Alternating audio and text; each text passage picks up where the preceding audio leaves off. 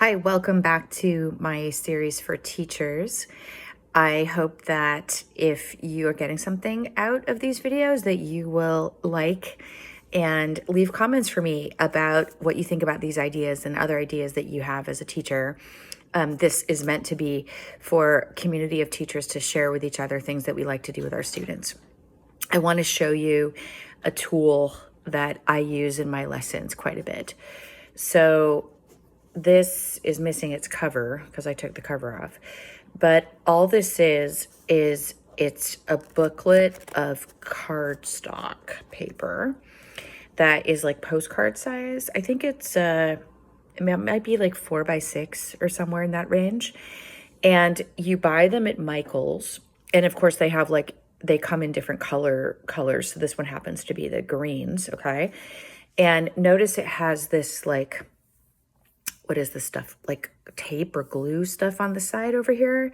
And so normally, of course, they sell this kind of paper to crafters and they'll take these individual papers and they'll make something with them. Okay, well, I leave them together and then guess what? It creates a booklet.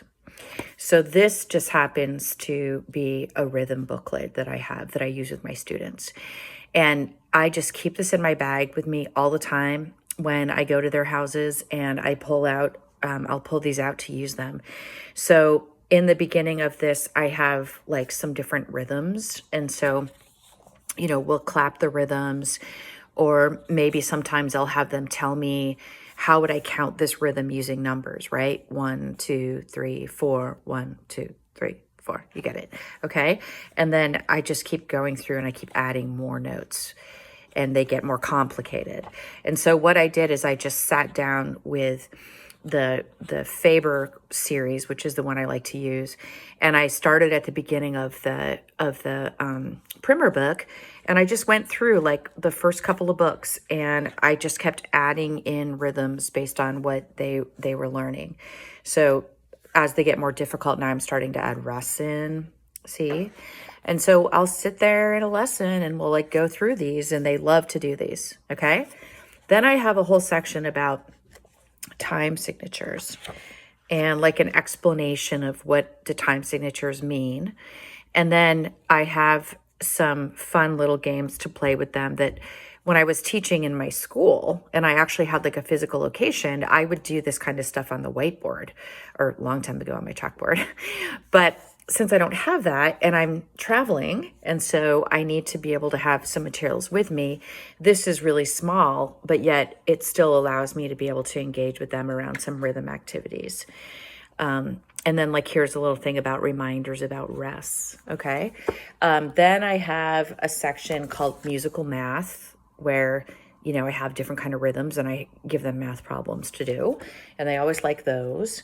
And then there's a whole section, I kind of do them by color. So this next color, the dark color, is all kinds of activities around naming white keys. So complete the missing letters, right? And having them filling in the blanks of what notes are missing. Sometimes I might have them do an activity where I ask them a question called, who am I? Who am I? Okay. And I give them a description, right? I am lower than F, but higher than D. So who am I? I am the highest key on the piano. And then I also have a whole section that is harder time signatures. So this one's for my older kids. So this one's about 3/8 time. And then I give them some rhythm samples.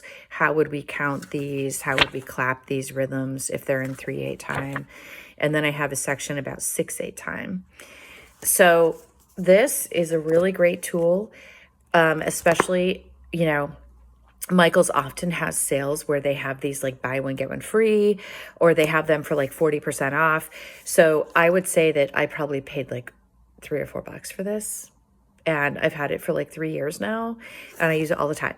Okay. So that's my teaching tip for today.